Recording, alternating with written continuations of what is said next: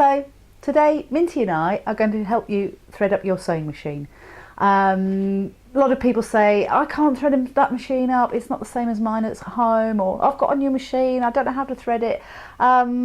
Basically, all machines thread up in exactly the same way. If you can count the fingers on one hand, 1, 2, 3, 4, 5, you can thread up a sewing machine. There are 5 steps to threading a machine before you thread the needle, and I will take you through them one by one, and they apply to every other machine that you come across. Before we do that though, I just want to talk to you very quickly about thread that you use to do your sewing.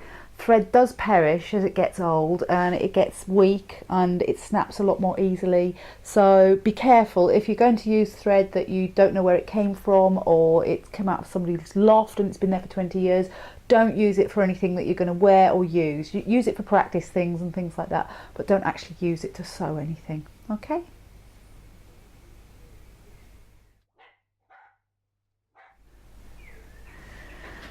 Take your thread, pop it onto the spindle. Some machines have laying down horizontal spindles, some people have upright spindles, it makes no difference, but pop it on there. And for the horizontal ones you will need a little guide there to stop the thread jiggling around and jumping off.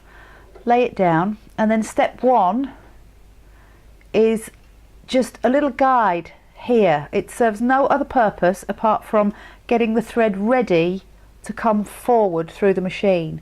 So on some machines it's this little thing here, it might be here, it might be up here.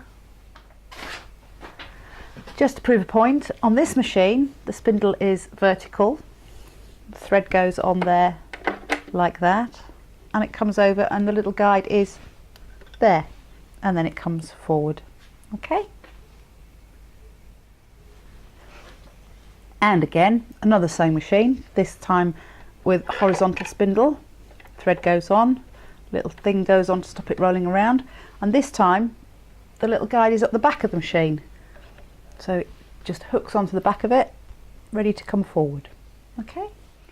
So once you've done step 1, which is coming from the spindle to the little guide so it comes forward, the next step is to come forward through the tension discs.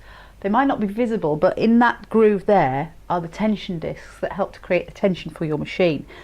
You might have a machine where the tension discs are on this side first, in which case you'll come there first, but most machines they're on this side. So you come from that little guide forward through the machine, through the tension discs and down. Okay? So we've done step 1, step 2, step 3 is hooking under that part of the machine there. Step 4, you come up to the top and you loop the thread through this little silver thing, which is called the thread take-up guide, which is an incredibly important part of your sewing machine. It's important to know that that is there and that it will move in time with the needle. It'll go up and down. So that's 1, 2, 3, 4, and number 5 is you come down here towards the needle. And then the last step, number 5, before you thread the needle, is to pop the thread through this little guide above the needle. On this one it can go either side, it doesn't really matter, and it just clips through there like that, and then you're ready to thread the needle. Now that you've done the first 5 steps, you've threaded the machine, it's now time to thread the needle. A couple of things I want to talk to you about is if you have a setup like this machine where the shank and the foot is metal, the same metal as the needle, it can be rather difficult to actually see the hole that you're aiming for with the thread.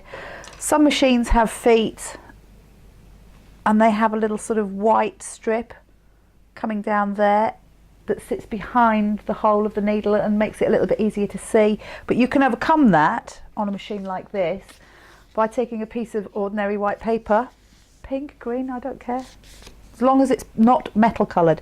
If you slip that behind the needle in front of the shank, you can actually see the hole much better. The second thing to mention before we thread the needle is the end of the thread.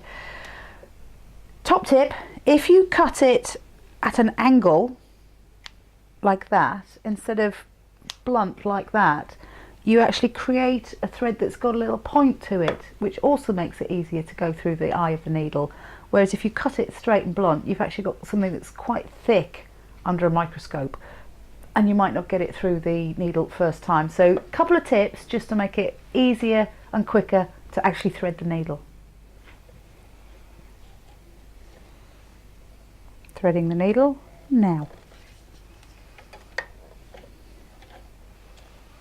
Take the paper away, pop your thread, under the foot and out towards the back of the machine. And you are done. So now that you can thread up a sewing machine, how about the bobbin? The next video is how to thread up your bobbin and insert it into the machine the correct way round. And I don't know if you can actually see that, if the camera can focus on that. You can see that. That is how not to thread up a bobbin. And of course I will be showing you how to do it properly. So tune in next time for the next thrilling instalment, filling your bobbin, putting it in the machine. And remember, there is no substitute for reading your manual.